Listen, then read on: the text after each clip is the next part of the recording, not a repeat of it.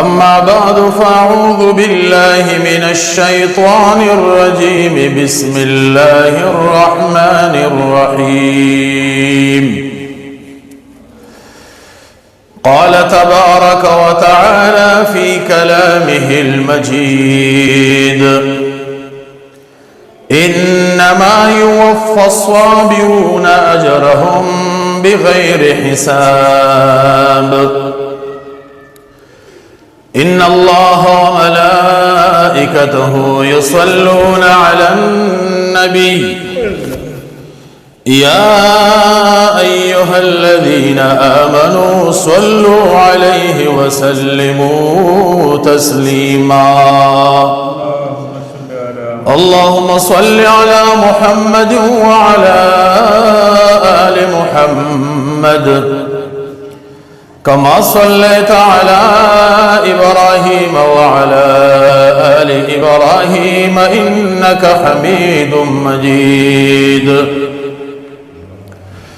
اللهم بارك على محمد وعلى آل محمد كما باركت على إبراهيم وعلى آل إبراهيم إنك حميد مجيد. زما عزت مند مسلمانان ورونو کورونو کی اوریدن کو خویندو میندو،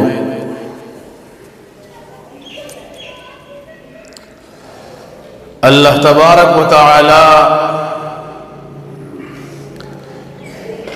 دے انسان تا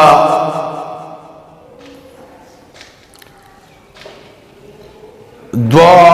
موقع ورکڑی دی او پا آگے دو موقع کے بیا اللہ پاک دے انسان تا یو دول ویلوی نعمتون ورکڑی دی او آغل وی نعمتنا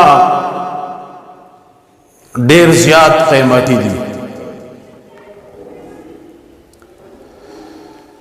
انسان باندی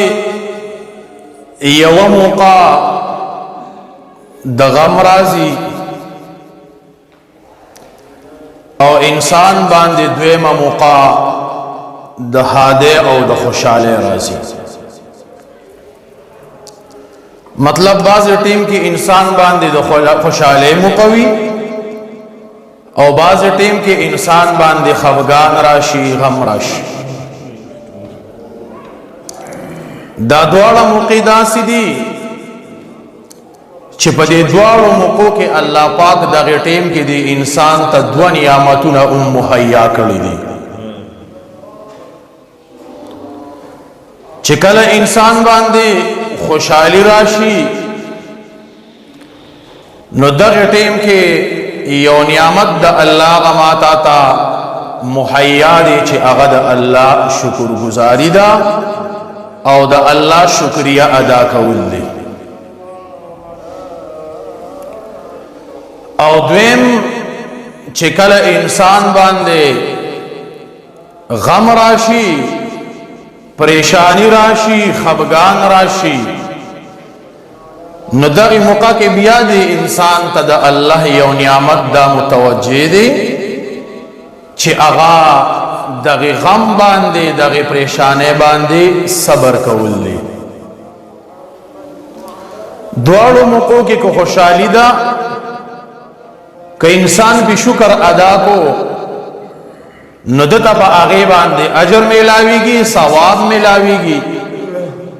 او آغی نعمت کے ورلہ اللہ زیادت کی اغا ورلہ اللہ خزیاتی.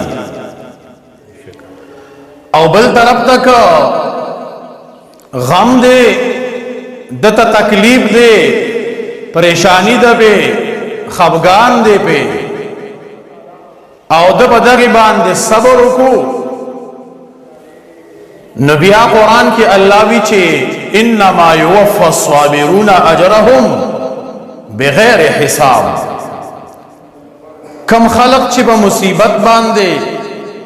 تکلیف باندې صبر وکي نو الله هغه ته د هغه بدلا به حساب چې دی هغه ورکي ډېر زیات ورکي چې د هغه حساب نشته نو د انسان دغه دوه حالتونه دي یا بد باندې خوشحالي وي یا بد باندې خفګان وي که خوشحالي دی بد الله شکریا ادا کی که خفګانی غمی دغه ټیم کې باندې سکی صبر کی بل طرف ته شیطان زمونږ دشمن دی شیطان مونږ نه پریدي ودی انسان باندې خوشحالي خو راغلی دا خوراشه چې دی دا اغي شکر په ځای باندې زدا سي زيت اورسوم او داسې یو مرحله ته اورسوم چې تدنه زه هغه شکریا مکمل لا رقم نو هغه شکریا چې دا هغه ادا کول پکاري هغه زمونږ بنا شکرې کې او د الله بنا پرمانه کې چې دی هغه شي هغه بدل شي یادا چې به هغه نعمت ما تعالی الله ثواب او اجر راکاو یادا چې د هغه نعمت د شکرې په ځای باندې مونږ د هغه په بدله کې ګناه چې دی او جرم چې دی هغه مونږ خپل کو او مونږ ځان د الله نافرمان په هغه باندې وګرځاو لکه انسان باندې غم راغی نو دل دې ټیم کې وس صبر پکار دی الواد دې مړ شو کور کې بل څه غم راغی څه خفګان راغی په دې باندې صبر وکړه چې الله ستاره کړي مالو تارا کړي اولادو الله تعالی نواغستو زما په دې باندې شکر دی ز په دې باندې چې دې هغه صبر کوم او کنا صبر نه وی دی باندې جړاګانی وی چغي وی چې دیوی محلې نه आवाज بل محله کې اوریدي شي نبی حدیث کې راځي نبی کریم صلی الله علیه وسلم فرمایي چې دو आवाजونه داسې دي چې هغه دو आवाजونو باندې دنیا کې لعنت ته آخرت کې به هغه دو आवाजونو باندې لعنت ته کم دو आवाजونه دي یو هغه आवाज دی چې د غم په کور کې چې دی هغه پورته شي پمړی باندې چغې چې دی هغه شروع شي ځان وهل ټکول چې دی هغه شروع شي یو دا आवाज دی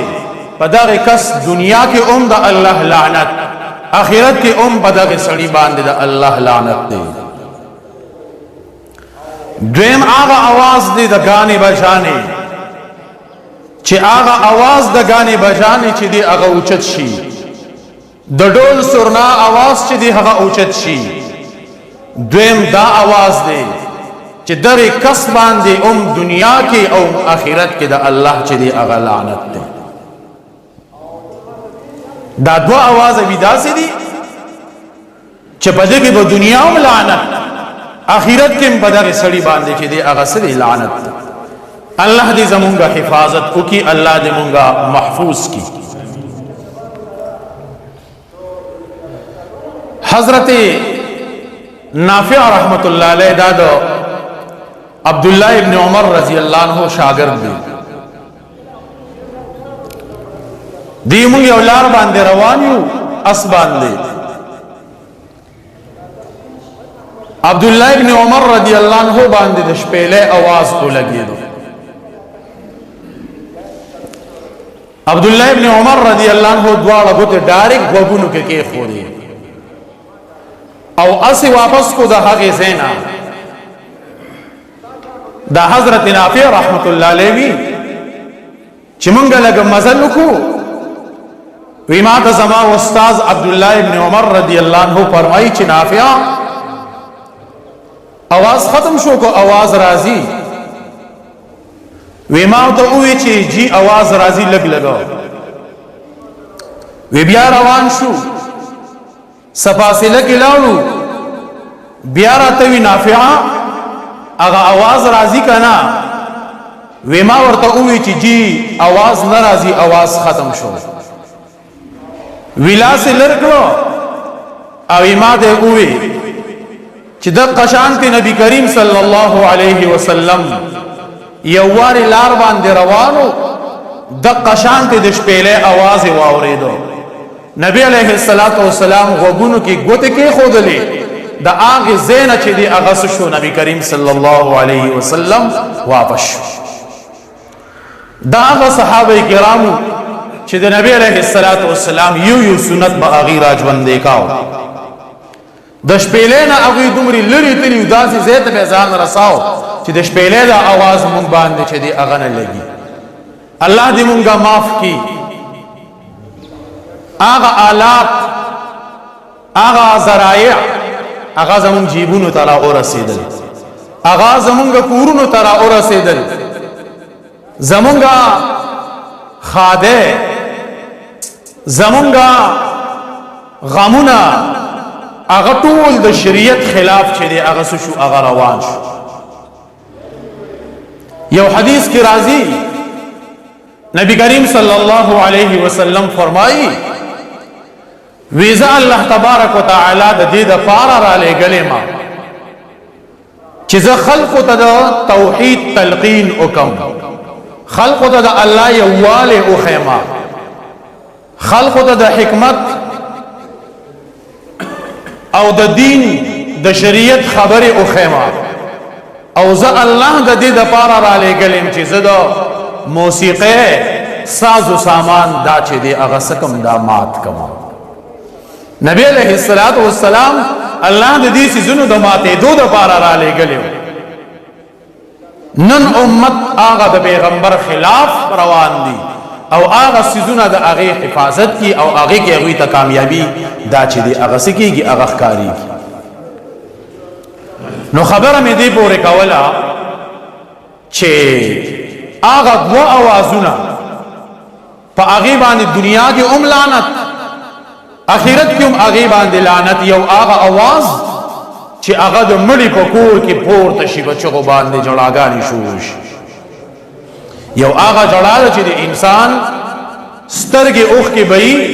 आवाज دې د خلینو نو باسي شریعت د دې منع نه کړی نبی علیہ الصلوۃ والسلام بچو پات شوی دي غیږ کې رواغس د نبی علیہ السلام سترګو نه اوخ کې بېږي یو صحابي ته عرض کړه الله رسوله تاسو جاړه نبی علیہ الصلوۃ والسلام او فرمایل ودا زما زړه چې دی هغه جاړي دا منع نه دا جړه هغه جړه منع د چې په هغه کې ته چېږي اوه ځان اوه ځان بګه چې دی هغه ته اوټکه وختر ځان نه راوباسي په مخ باندې راکې دی خاموشه سره د انسان زړه جاړي وخت کې بیا د سترګو نه چې دی هغه سکی هغه بهي او دویم هغه د غانې بچانې आवाज دی دا دو आवाज داسې دي چې په دې باندې دنیا کې او آخرت کې لعنت راغلي دي بل یو حدیث کې راځي نبی کریم صلی الله علیه وسلم فرمایي چې کم کس غانې بچانې اوري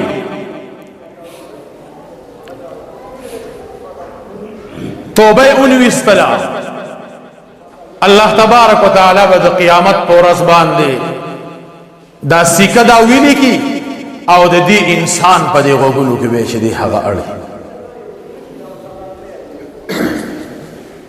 دومره سخت وعیدات دی باندې راغلي دي احادیثو کې د دې وجنا دا دوه موقع الله انسان ته ورکړي دی یو خوشحالي ده یو غم دی د دې سره الله دوه نعمتونه انسان لور کړی دي یو شکریا ده یو د هغه سره صبر دی کومه هادي کو واده کو یا کو دنه کو دغه ګوره مونږه امام راولو هغه په خطبه وی د الله حمد و ثنا به وی داغه سره سره به د قران مجید رسالور آیات وی داغه سره سره به احادیث چې دی هغه د نبی علیہ الصلوۃ والسلام اوی نو پکار خدا وا چې کوم کار تاسو د الله د نوم نه د الله د حمد و ثنا نه شروع کو د قران د آیاتونو نه دی شروع کو د نبی علیہ السلام احادیث مبارکه دی پکې اوی راشه یو 2 رکعات شکرانه نفل د الله مخه د ادا کا الله ستا لاک لاک شکر او باسم چې ما باندې دا خوشحالي چې دی هغه راوستله نو دغه ټیم کې شیطان مونږ نه پریږدي دې ټیم کې د انسان بیا ذهن کار نه کوي خوشاله کې ذهن کار نه کوي خفګان کې ذهن کار نه کوي نو دی چې دا خوشحالي دا وسمنه ولغواړي نو دغه کې نافرمانی شروع کی یادا چې د الله شکر ادا کول پکارو یادا چې هغه کې د نافرمانی شروع کی نو داسې یو ګناه دی او کې داسې چې دا غي سره ځانوم ګناګار او بیا غانا بجانا سے نه بګيږي هغه د خلک غړيږي دا هغه ګناه دی پکې چې دی هغه او غاټو او دا غینا شاتا سخلق اغا اوری سوک بے بدگنی اغی باندے خصو مسئلہ نشتا سکسان باغی تا چی دیر خوشحالی گی اغی بیوی نو دزان سردی پا آغی گانا بجانا کے سوری خلق شریک کو سمر خلق دی پا آغی گناہ کے دزان سر چی دیر سکر شریک کو نبی کریم صلی اللہ علیہ وسلم صحابہ کرام سرا ناس تے نبی علیہ الصلوۃ والسلام فرمایل وی اخیر زمانہ کې بزماد امت شکلونه مسح کیږي د بازو نه بخنزیران رغیږي او د بازو نه با شادوغان چې دی هغه رغیږي صحابه کرام عرض کړه الله رسول الله خلق به مسلمانانی نبی علیہ الصلوۃ والسلام او فرمایل وی او مسلمانان به الله پاک به یو غنی ما بد الله رسول غنی منځونه بچی دی هغه کی عبادت چې دی هغه کی منځبم کی ما به پیغمبر غنی الله به یو غنی لیکن هغه خلقو کې به دوا کارونه یو با اغوی گانو بجان والا خوخی گانی بخوخی گانو بجان والا بخوخی یو با اغوی کی شراب خوری دا سیواش دا توکارا چه بکی سیواشو دیو با دی اخپل عمل کی دشپی با دوی اختی لگیا بی چه ساہر شی دوی شکلونا با مسخ شوی سار با دوی نخنزیران شادوگان دارک شوی دا اغا عذاب دے کم عذاب چې الله بنی اسرائیل باندې راوسته د بنی اسرائیل یو قوم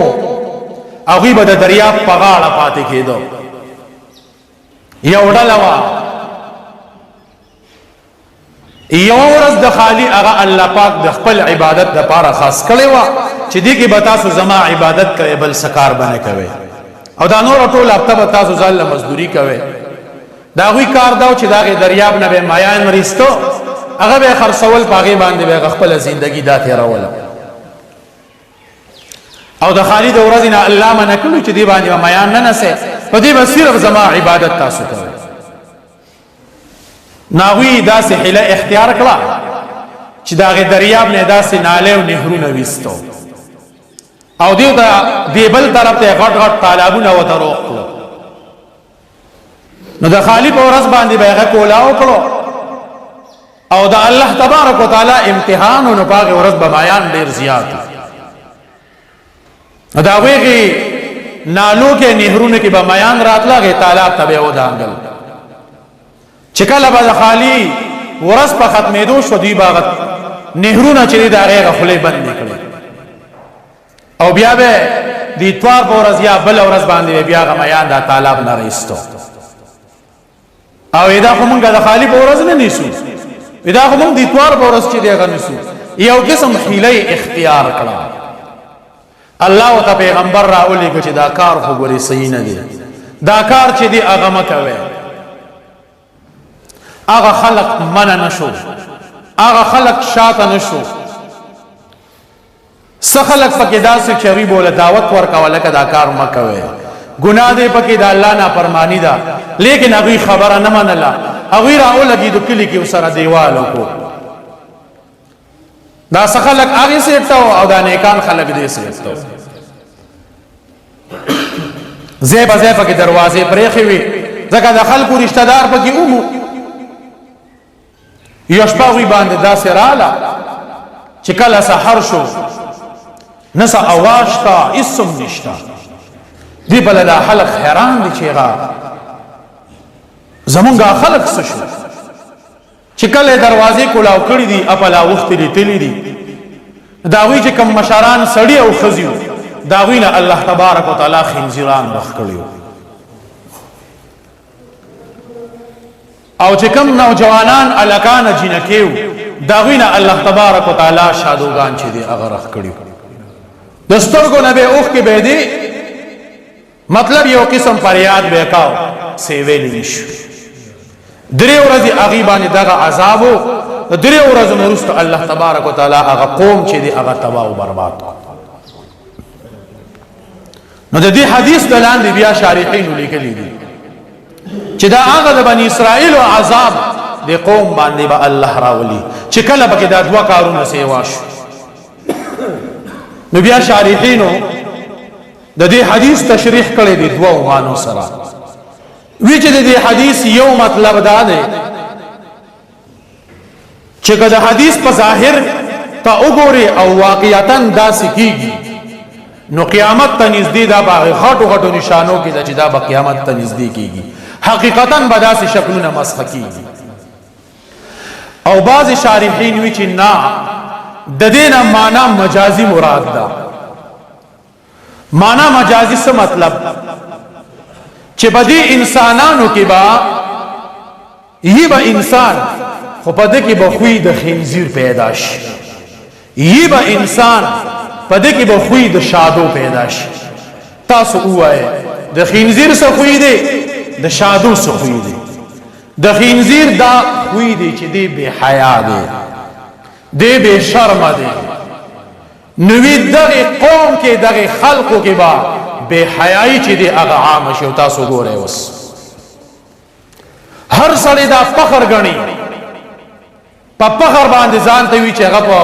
دغه شیشه باندې راشي یا ګډیږي یا سبل سکی، هغه بے حیائی راغلی ده. تاسو یې ګینئ معنا مجازي چې د حدیث واغستلی شي چې د هغې خنزیر هغه خوی به پکې راشي، دی به بے حیا شي، بے شرمه به شي، د ده نه به حیا ختمه شي، بیا به په خپل عزت د بل په عزت باندې هېڅ پروا چې دی هغه نه وي. او شادو څه خوی کې تاسو ته پته شته؟ شادو نقل ډېر کې نقل چې ته څه کې دا ستانه نقل کې دا هغه کار کې نه دی خوی ته وګورئ دا مراغلی دی. شیشه باندې چې مونږ څنګه اینو اقا شان جامې، اقا شان ویښته،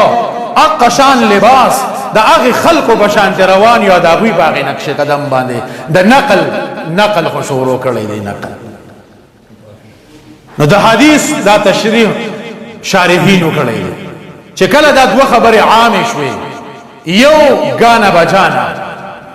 عام شوله او دا خلق وقیدل شروع شو،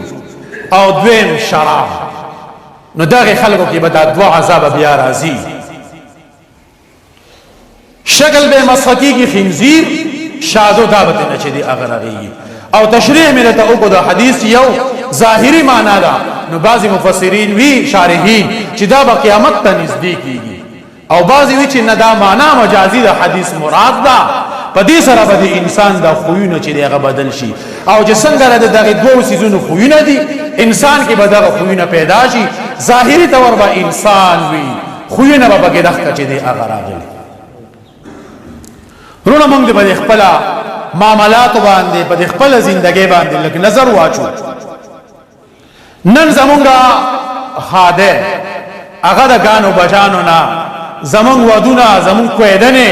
د ګانو بچانو نه خالی چې دی هغه نه دي. پاغي کې دا په طریقه اوله سره چې دی هغه کیږي او دا یو فخر ګڼل کیږي.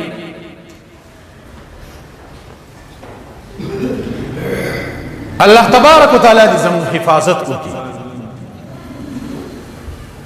علاج څه دی؟ د دې به علاج څنګه کیږي؟ د دې علاج یو اجتماعي علاج دی چې کوم ځای کې داسې حالات رغیږي، دا زموږ د ټولو معاشره ده، زموږ بچی دی پکې، زموږ واړه دی پکې، زموږ زنانه دی پکې، چې معاشره مونږ ته ښکلي، زموږ را روان نسل به چې دی دیندار وي. چې کله معاشره مونږ ته ګنده شوه، زموږ نسل به دا به تباه او برباد. د هغې یو اجتماعي طور دی. اجتماعي طور مونږ جومات کې راغون شو،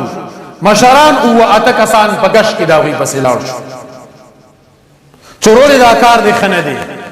دا کار چې دی هغه مه کوه، ګناه دی پکې، ستا پکې هم پیدا نشته، نورو خلکو ته هم نقصان دی. د الله نافرمانی ده، د الله د رسول نافرمانی ده. که په دې باندې نه کېږي، څه وخت دپاره ورسره بایکاټ وکړو. ته د دې کار نه نه منع کېږي، بیا به درسره زموږ بایکاټ یې ګورې. که موږ راوچت شو او دا خبره موږ خپله کړه، انشاءالله زموږ ودونه، زموږ خاده دا به د شریعت مطابق شي. او دویم، هر یو کس دا د کور مشر دی، نگران دی، انفرادي طور دی راولګي په خپله باندې دا خبره ذهن کې چې دی هغه کېدي. زه د یو امام په حیثیت سره تاسو ته وایم، ګورئ زه خپل حق ادا کوم، که د دې ځای نه وي، که زما په تلو باندې کېږي، لیکن داسې حالات، داسې وخت راغلی دی چې هغه خبرې له هغه حیثیت هم څوک چې دی هغه نه ورکړي. مهرباني وکړئ خپل ودونه هم د شریعت مطابق کې، خپل هادیانې دام د شریعت مطابق کې. د دې به پیدا ډېره زیاتې وي، که نه کومه خاده کې کوم واده کې د الله نافرماني وشي، دا درته زه په دې ځای باندې وایم، ګورئ د دې نه به خیر نه خورېږي، د دې نه به نقصان چې دی هغه به معاشره کې چې دی هغه خورېږي. الله تبارک وتعالی دې د عمل کولو توفیق را نصیب کړي. وآخر دعوانا الحمد لله رب العالمین.